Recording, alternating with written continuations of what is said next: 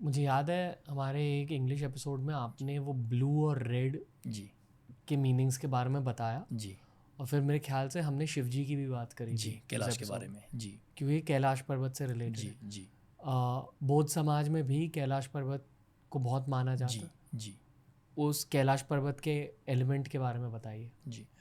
तो कैलाश पर्वत को एक तरह से हम पूरे ब्रह्मांड का, यूनिवर्स का सेंटर मानते हैं, सेंटर लोकेशन।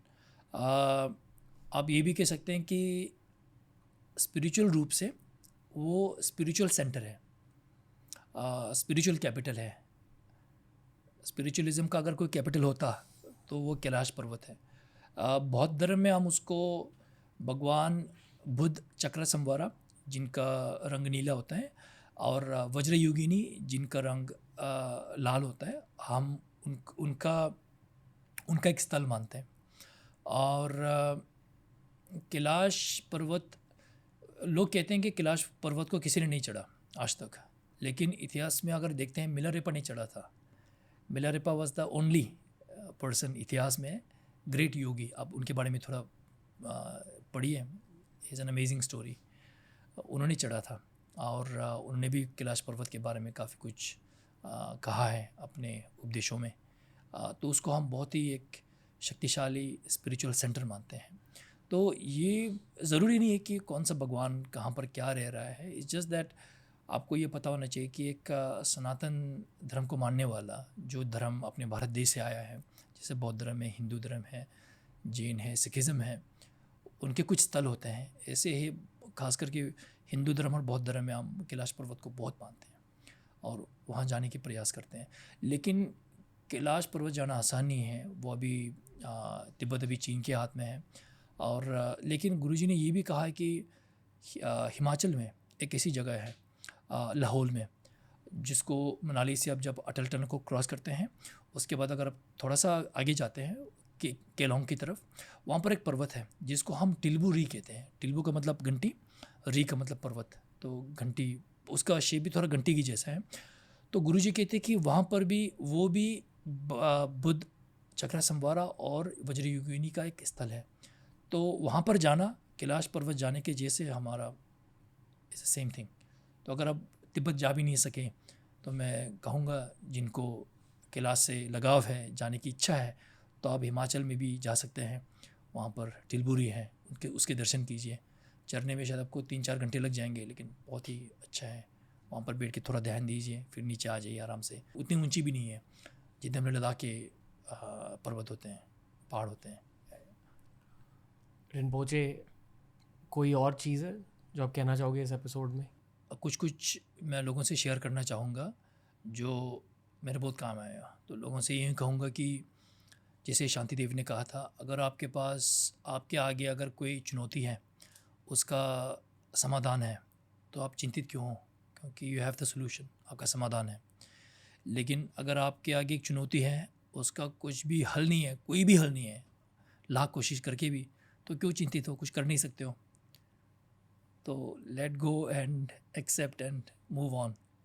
ये मूव ऑन करना आजकल बहुत मुश्किल है लोगों के लिए, क्योंकि लोगों को बहुत सदमा पहुंचता है जब कुछ चीज़ होती है, कोई दुर्घटना घटती है किसी के साथ। लेकिन आपको ये भी देखना है कि वो सदमा जो है वो हमें मानसिक रूप से होता है, और मानसिक रूप एक ऐसी चीज़ है जिसमें कुछ भी घाव लगे उसका कोई निशान नहीं रहता। हमें लगता है, लेकिन वो एक वहम है। जैसे शरीर में अगर आपको कुछ यहाँ पर चोट लगा तो उसका एक निशान रह जाता है। मानसिक रूप से आपको लगता है कि आपके अंदर एक ऐसा घाव है जो कभी ठीक नहीं होगा, लेकिन आपका एक वहम है। जितना आप उसके बारे में सोचते रहेंगे, आपको दुख पहुंचता रहेगा, वो घाव कभी नहीं ठीक होगा। आपको मूव ऑन करना है, आगे की तरफ देखना है। ये भी कहूँगा कि लोग कहते हैं वर्तमान में रहो, बहुत अच्छा आइडिया है वर्तमान में रहना। भूतकाल में तो रह नहीं सकते हैं, रह के कोई क्या फ़ायदा, केवल दुख पहुंचता है। भविष्य तो अभी आया नहीं हुआ है। तो वर्तमान ही एक ऐसी चीज़ है जो अभी हमारे पास है, लेकिन वो भी अभी घटती जा रही है। जैसे अभी देखिए, मैंने कहा वो चला गया, ये एक ऐसी चीज़ है वर्तमान। ये भी एक ऐसी माया है कि अगर आप किसी पुल के ऊपर अगर आप खड़े हैं, नीचे से बहता हुआ पानी देख रहे हैं तो उसी तरह है। आगे से जो पानी आ रहा है वो भविष्य है, पीछे वाला जो भूतकाल है, और अभी जो इसी सेकंड पुल के नीचे से पानी जो बह रही है वो वर्तमान है। लेकिन वो भी है कहाँ? जब आपने सोचा वो चला गया। तो वो भी एक बहुत ही बड़ा इल्यूजन है, वो सेकंड में चलते रहता है, वो किसी के लिए नहीं थम रुकता। तो वो भी एक वहम है। तो अल्टीमेटली मेडिटेशन का ट्रू मेडिटेशन जो होता है उसको हम कहते हैं नॉन अबाइडिंग मेडिटेशन, जिसमें हम वर्तमान में भी हम नहीं बैठते हैं। इसके बारे में जानने के लिए तिलोपा के बारे में आप रिसर्च कीजिए। तिलोपा जो हमारे वंश के सबसे बड़े गुरु थे, one of the founders of lineage, Tilopa के उपदेश है। उनका एक बुक होगा शायद द 6 नेल्स ऑफ तिलोपा, उनके उपदेश हैं। वो उपदेश उन्होंने नारोपा को दिया था। उसके बारे में पढ़िए। आपको मेडिटेशन का जो असली डेफिनेशन है, अल्टीमेट डेफिनेशन, यूनिवर्सल डेफिनेशन आपको वहीं से मिलेगा। क्योंकि अगर आप जितने भी गुरु से पूछेंगे वो आपको एक नया मेडिटेशन टेक्निक देगा। वो कहेंगे बेटा बैठ के सांस के ऊपर ध्यान दो, ये भगवान को याद करो, ये करो, वो करो, लेकिन उसका यूनिवर्सल डेफिनेशन आपको मिलना बहुत मुश्किल है। इसीलिए हमारे अंदर कन्फ्यूजन रहता है ना, इसीलिए लोग पूछते रहते हैं कि व्हाट इज़ मेडिटेशन। उसका यूनिवर्सल जो अर्थ है वो उस उपदेश में दिया गया हुआ है। लेकिन मोटा मोटा ये है कि ना आपको भूतकाल में रहना है, ना आपको भविष्य में रहना है, ना आपको वर्तमान में रहना है, क्योंकि वर्तमान है नहीं। तो it's what we call non abiding meditation. तो it's a very strange thing. अगर आप उसके बारे में सोचने लगते हैं then you are not doing it, because you are trying to find it, you are trying to abide in it. आप उसमें रहने की कोशिश कर रहे हो। इसके बारे में आप थोड़ा पढ़िए, but it's a new food for thought that I want to give through this platform. और लोगों से ये भी कहूँगा कि अहंकार जो है, ईगो, बहुत बुरी चीज़ है रणवीर। वो सब में होता है, वो एक कुत्ते में भी होता है। जैसे मेरे 2 छोटे कुत्ते हैं, चोको और मिनी।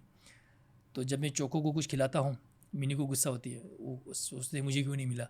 जब मिनी को खिलाता हूँ तो चोको को गुस्सा आता है, मुझे क्यों नहीं दिया गया। और जब मिनी मेरे पास आती है तो Choco, I am closer to Choco, तो चोको बीच में आके उसका रास्ता काटते हैं कि ये मेरा मालिक है, यू नो। तो एक कुत्ते में भी मैंने अहंकार को देखा, इंसान में तो देखने को मिलता ही है। तो मैं ये मानता हूँ कि जितनी भी चीज़ें हैं संसार में, सबकी एक सीमा होती है।